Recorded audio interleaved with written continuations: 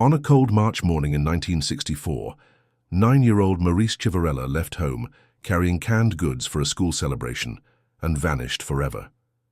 Decades later, new DNA technology cracked open a 58-year-old mystery, revealing the shocking truth behind her tragic death. This is the haunting story of a community's pain, perseverance, and the relentless pursuit of justice. Welcome to Crime Case Tuber. Make sure you subscribe for more chilling cases. Let's dive in now.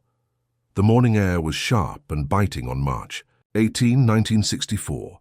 Hazleton, Pennsylvania, a small coal mining town, was still cloaked in the quiet calm of early spring, the last traces of winter hanging stubbornly in the cold wind. Inside a modest home on a quiet street, 9-year-old Marise Chiverella pulled on her gloves with care, the fabric stiff from the cold. The sun had barely risen, and a faint fog hovered over the sidewalks. Marise was bright-eyed and full of hope as she prepared for her day. Today was special. The feast day of St. Joseph was just a day away, and her Catholic school, St. Joseph's Academy, was planning a celebration. To honor the occasion, Marise was carrying canned goods to school to contribute to the festivities. It was a tradition she looked forward to every year, bringing offerings that would help feed the less fortunate, a small act of kindness that made her proud. Her mother had packed the cans carefully the night before, and Marise clasped them tightly in her small hands as she stepped outside, her blue jacket zipped snugly against the chill. Her mother's voice called after her softly, reminding her to be careful on her walk. Marise nodded, her mind already on the excitement at school. The walk to St. Joseph's was short, just 5 or 6 blocks through the familiar streets of their neighborhood. The town was still waking up, and only a few neighbors were out tending to early chores or opening shop fronts. Marise moved briskly along the pavement, her breath visible in the cold morning air. But this morning would not end as expected. For reasons unknown, Marise never made it to school. The bustling halls of St. Joseph's Academy never heard the sound of her footsteps, and the joyful feast day celebration would soon be shadowed by something dark and terrible. At lunchtime, Marise's siblings, Barry and Carmen, returned home from school as usual. But Marise was not with them. Concern grew quickly. Their father, James Chiverella, noticed the absence with mounting dread. He instructed Barry and Carmen to check the school again, to find Marise, to bring her home if she was still there. But the search at school yielded no clues. Marise was nowhere to be found. Panic began to set in. Carmen alerted her teacher, who then notified the school's head priest. The staff at St. Joseph's began to realize that something was very wrong. Marise's homeroom teacher confirmed she had not been present for any morning classes, her absence marked but unexplained. James Chiverella felt the weight of every passing minute. His beloved daughter was missing, and the world seemed to hold its breath. He returned to the neighborhood, calling out for Marise, desperate for any sign. A woman nearby shouted over to him, eyes filled with sorrow and fear. "If you're looking for the little girl," she said quietly. "They found her." Her words were a grim whisper, a nightmare coming true. The words hit James Chiverella like a thunderclap. They found her. The neighborhood woman's voice trembled with sorrow, but her meaning was unmistakable. The worst fear every parent dreads had come true. Marise was no longer missing. She had been found but not alive, just 3 miles from their home, in an area known as the stripping area, once a bustling coal mine, now a dumping ground for a refuse. Arthur Robinson and his nephew were making a grim discovery. The 2 men were out on a routine drive when Arthur spotted something unusual near the edge of a garbage dump, far down a steep embankment. At first he thought it was a doll, discarded and forgotten among the rubbish. But as they drew closer, the horrifying reality revealed itself, a small, lifeless body. Arthur quickly left the scene and called the state police. Word spread fast, and soon the priests from St. Joseph's Academy were summoned to the site. It was common practice then for clergy to administer last rites to the dying or the deceased, and in this case, it was clear it was needed. One of the priests who knew Marise personally was called to identify the body. There was no mistaking the little girl whose laughter once echoed through the school hallways. The signs of trauma were shocking. Marise's hands and feet were bound tightly with ligatures, cruel knots that spoke of violence and captivity. A scarf, referred to at the time as a babushka, was stuffed into her mouth, muffling any cries she might have made. Her stockings and underwear were pulled down, revealing the cruel evidence of a violent assault. Around her neck were clear ligature marks, strangulation. Her face bore bruises and swelling, and the blue jacket she wore, while surprisingly clean, suggested she had been carefully placed in that pit after the brutal attack. The coroner's report would confirm the worst. Marise had been sexually assaulted. She had been beaten severely, with a particularly brutal blow to her abdomen causing internal injuries. The strangulation was the cause of death, leaving her lifeless on that cold, desolate slope. Investigators began what would become one of the most exhaustive and painstaking investigations in Hazelton's history. They interviewed the entire Chiverella family, the parents, the siblings, trying to piece together Marise's last known moments. Their timeline established that she had left the house shortly after 8 a.m., a normal enough time for a school day. The police expanded their search, questioning neighbors and anyone who might have seen Marise's route to school. More than 300 people in the surrounding area were interviewed. Each asked if they saw the little girl that morning or noticed anything suspicious. Despite the volume of investigation and the efforts of law enforcement, the case grew colder with every passing day. The community was left reeling, stricken with grief and fear. Hazelton's residents whispered theories in hushed tones, suspicion clouding friendships and neighborhoods alike. Was it someone we knew? People wondered. The thought that a monster could be living among them was the scariest part. Families began locking their doors tighter, and children's walks to school became wary and rushed. Marise's funeral was a solemn and heart-wrenching event. The church overflowed with mourners. Friends, neighbors, and parishioners lined up to say goodbye.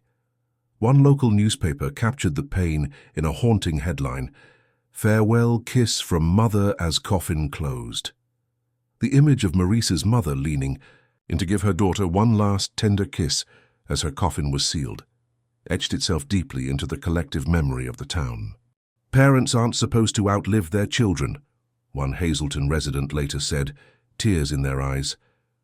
That sentiment echoed through the years, a cruel reminder of the fragility of life and the senselessness of such a loss. As the months turned into years, the police followed every lead they could find. But without modern forensic technology, and with no witnesses coming forward, the case grew cold. The mystery of what happened to Marise Chiverella on that cold morning remained unanswered until decades later, when a new hope would emerge from the shadows of the past. The years stretched on, and the town of Hazelton tried to heal, but the memory of Marise Chiverella's murder lingered like a shadow over the community. The case, despite countless efforts, remained unsolved, a cold wound in the fabric of the town's history. Law enforcement had done everything possible with the tools available in the 1960s. Hundreds of interviews, neighborhood canvassing, and physical searches yielded no answers. The coroner's reports, while detailed in describing the brutality inflicted upon Marise, could not point to a perpetrator. There was no DNA technology, no computerized databases, no forensic genealogy to trace the crime. The Chiverella family carried their grief quietly but profoundly. The loss of their bright, vivacious daughter left a void impossible to fill. For them, life after Marise's death was a slow, painful journey through heartbreak and unanswered questions. The community rallied around them, offering support, but the ache never faded. For decades, the case was a grim reminder of innocence lost. The police files grew thick with paper, typed reports, witness statements, coroner notes, but there was no breakthrough. Investigators filed the case under cold files, periodically reviewed but never solved. In the 1970s and 1980s, as forensic science evolved, there were attempts to re-examine evidence from the case. However, much of the physical evidence had deteriorated or was limited in its scope. There was hope that new technology would one day provide answers, but for the Chiverellas and the Hazelton community, that hope dimmed with time. Then, in 2007, after 43 long years, a breakthrough arrived, though it would come quietly, without fanfare, and with a long wait ahead before justice could be realized. Using advances in DNA analysis, investigators revisited Marise's clothing, specifically the blouse she wore on the day she died. This time, forensic scientists identified seminal fluid that had gone undetected in earlier tests. The significance of this discovery was profound.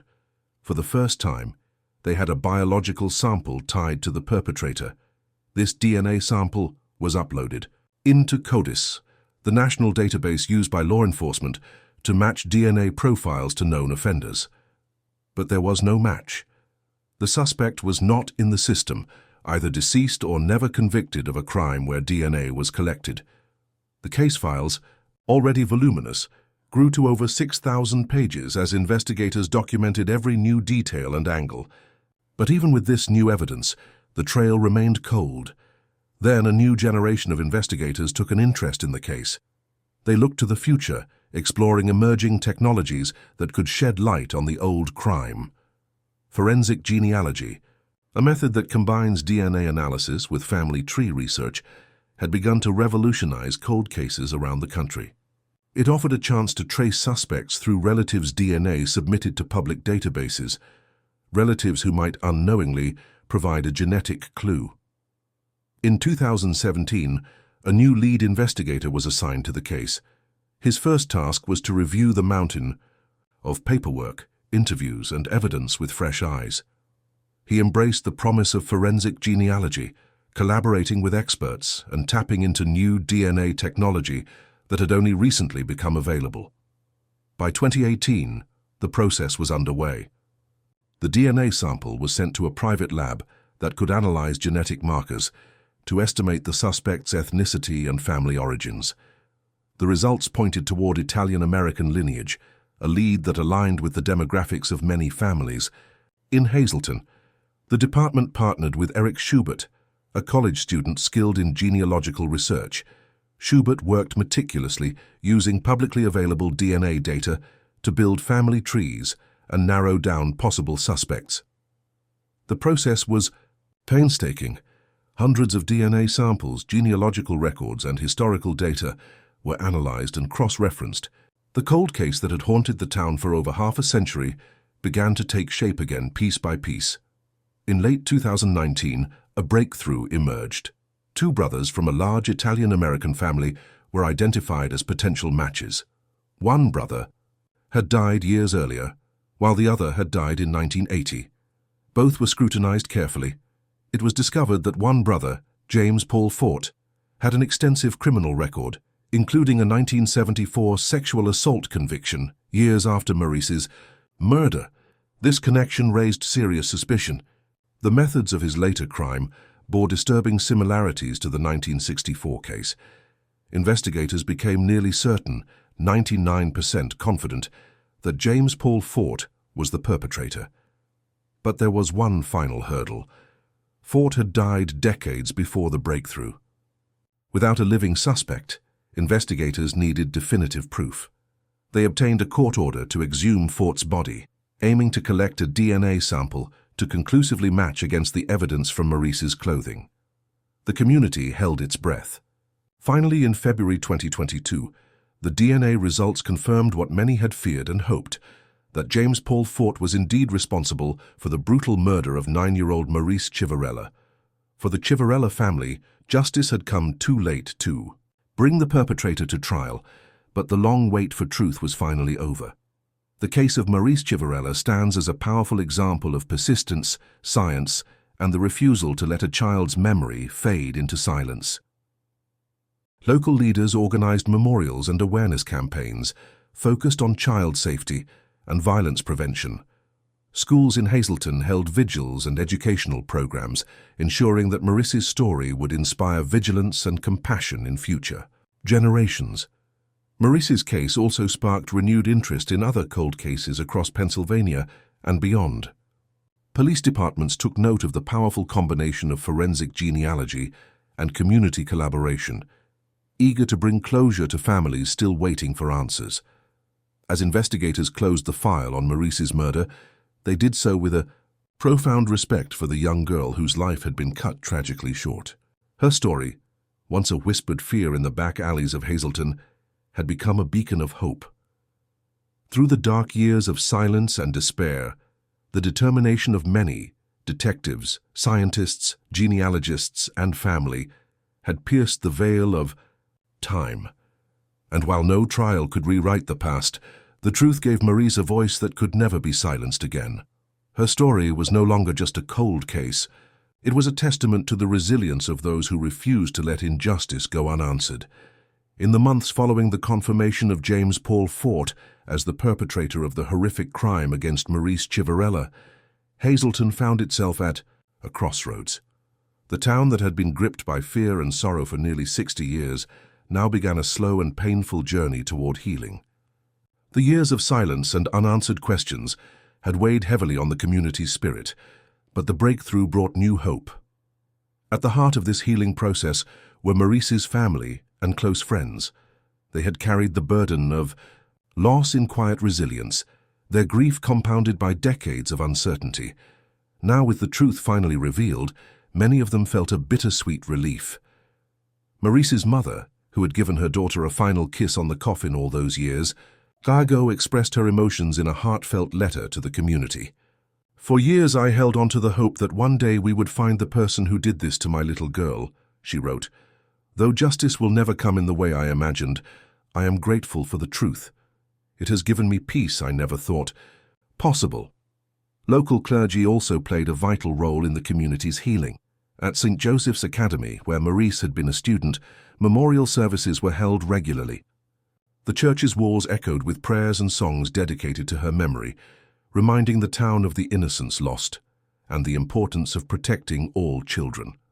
School children learned about Marise in history and ethics classes, understanding not just the tragedy, but also the importance of community vigilance and kindness. Teachers encouraged discussions about safety and empathy, fostering a culture of care that honored Marise's legacy. Community leaders launched initiatives to prevent similar tragedies.